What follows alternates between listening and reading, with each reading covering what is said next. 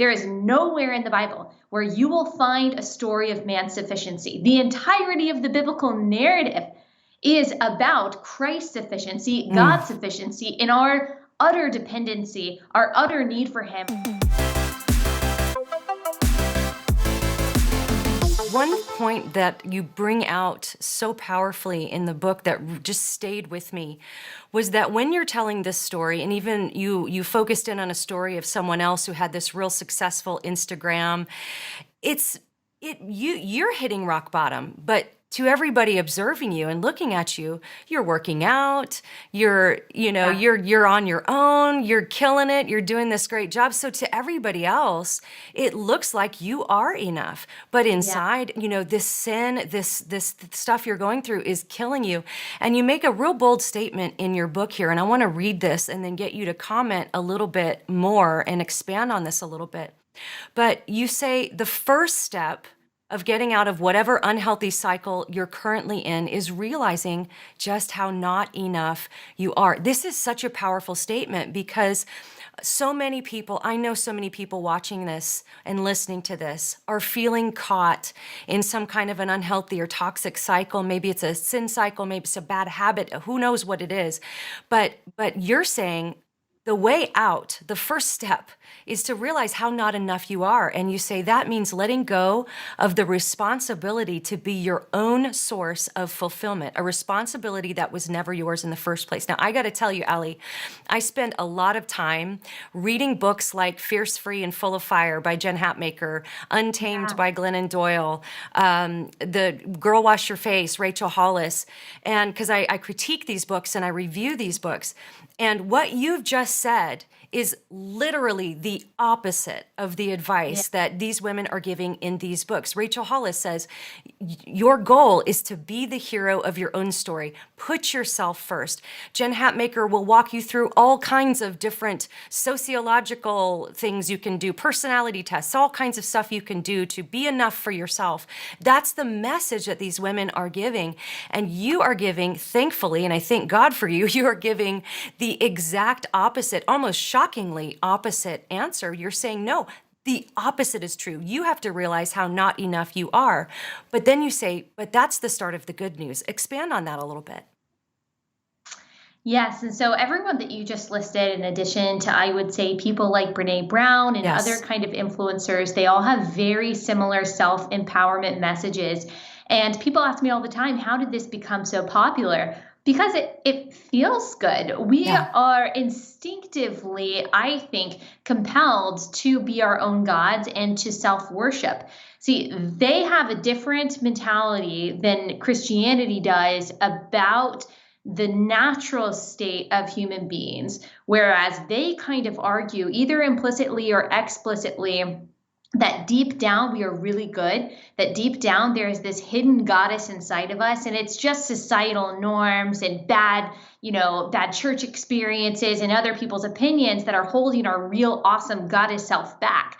But once you dig down there with personality tests and all that different stuff and reading my book, then you'll finally be able to unleash that perfect goddess and you'll be able to manifest all of these good things in your life. Whereas Christianity says, no, actually, even though, yes, you're so valuable and you're made in the image of God, you have a soul that's going to live forever. And obviously you matter because God sent his own son to die for you. But the reason that he died for you is because you're not good deep down. You do not have this inner goddess waiting to be unleashed. Who you are on the inside is corrupt and depraved and has to not just be improved, but made new by Christ and made new by the Holy Spirit.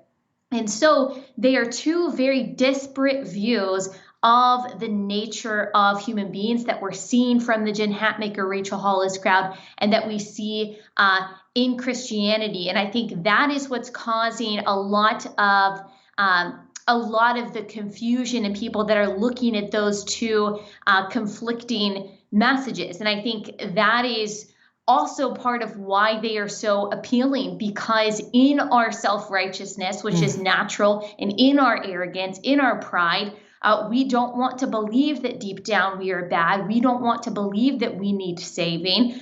We don't want to believe that we are imperfect and need to be made new. We want to believe exactly what Satan told Eve in the garden, that you actually can have the power of God if you just do this thing. If you just listen to me, God just doesn't want you to be as powerful. It is the same lie that has been recycled and repackaged by these women who are saying, if you just do these things, then you will have the power to basically be your own God. And the irony is that they are saying you're perfect the way you are, you're enough the way you are, you're empowered and fulfilled in yourself.